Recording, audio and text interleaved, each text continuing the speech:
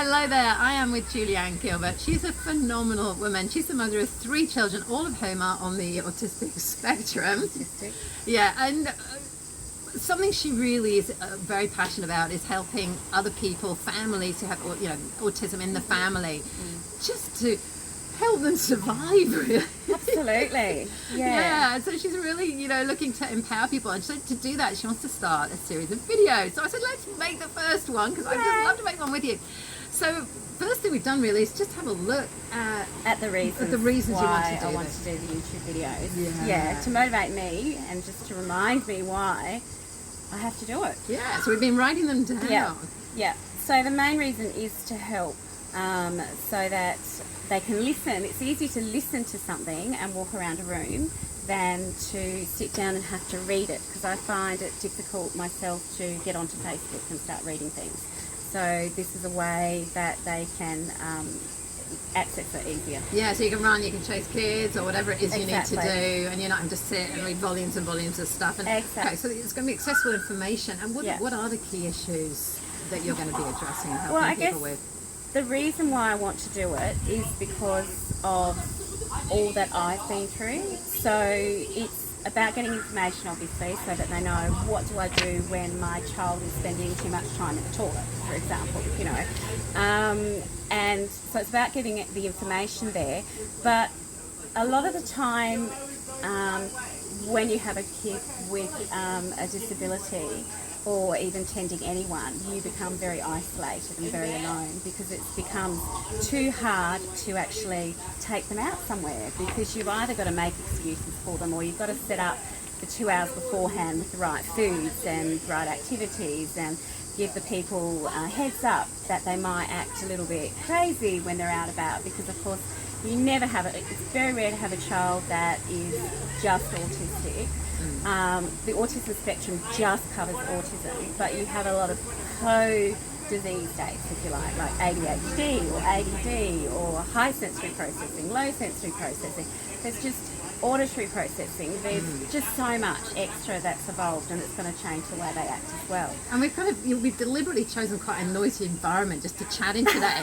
We got the 3 kids, or 2 of the kids from the pool with one of my kids. We got street stuff going on. Sebastian's actually working really well with your other son in there on the computers. There we go. But it's kind of that craziness and that mayhem and that noise is what families with autistic families have. This is actually pretty quiet. Yeah, I think compared without any meltdowns or upsets or whatever. It's pretty quiet. And I think one of the some of the issues you're talking about is the way that when you are out, the way people perceive you. Like you said, you can feel really lonely because you don't go out, because of this perception and these judgments that people make. I think that in the initial stages, and maybe it happens the whole way through for people, but when you go shopping with your children, you'll notice that the lady with the children have very well behaved children. They're all holding their hands nicely. They were mine. Or you have their hands on the trolley, or helping out, going, "Mummy, what can I do?"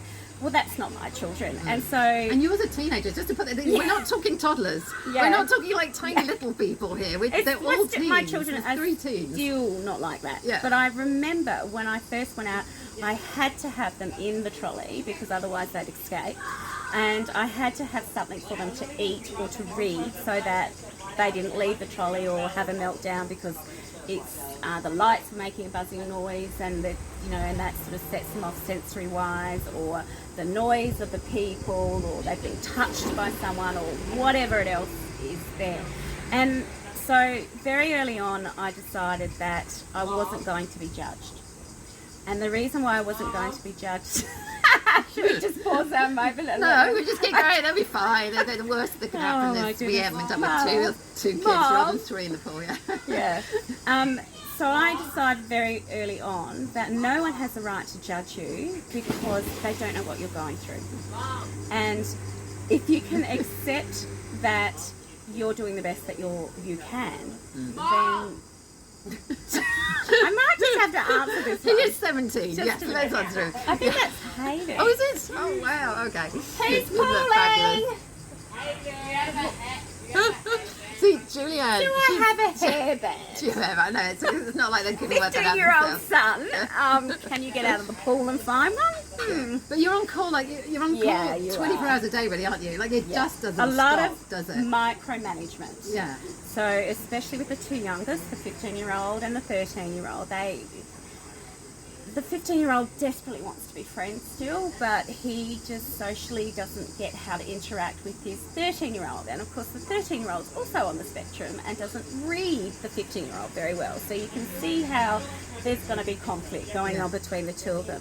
And they're both such beautiful people and they've got such good hearts, and it breaks my heart that they have to go through so much just to be able to make friends and then keep friends. There's a lot of understanding, and that's where my purpose in life has come, is that if I can educate people, not just those that are having to deal with it because it's a direct family member, but the extended family and anyone else that's out there, if you can just teach them that they're just different and it's okay to be different, you know, because these are people that are just as important in life and in society as anyone else. Albert Einstein was on the spectrum. There's so many actresses and actors out there that are on the spectrum. Like, it's just, you know, and I think that that's really key, that if you can stop judging yourself and how you look to others because your child's having a meltdown in the shopping centre and you've chosen to walk around the corner because if you pick him up you know that you're screwed because he's just going to keep doing that every time you go to the shopping centre, so you're better off teaching him straight away that mummy's not going to buy you that yogurt because it's bad for you. Throw your tantrum, have your meltdown, I'll just be waiting over here, and anyone that walks past me, they can judge me if they like, but really they don't know what they're judging, so give them an out, you know, don't take it on yourself.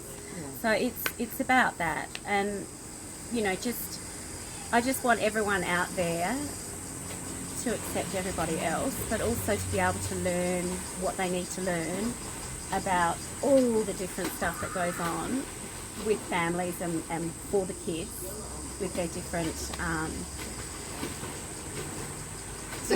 symptoms, I guess. Oh, what a beautiful message. What a beautiful message to end on. Just one of not judging and accepting. Yeah. Beautiful. She's amazing. I told you you'd love her. All right, thank you, darling. Thank you. And I can't wait to see your vids. Thank you. We're working on it.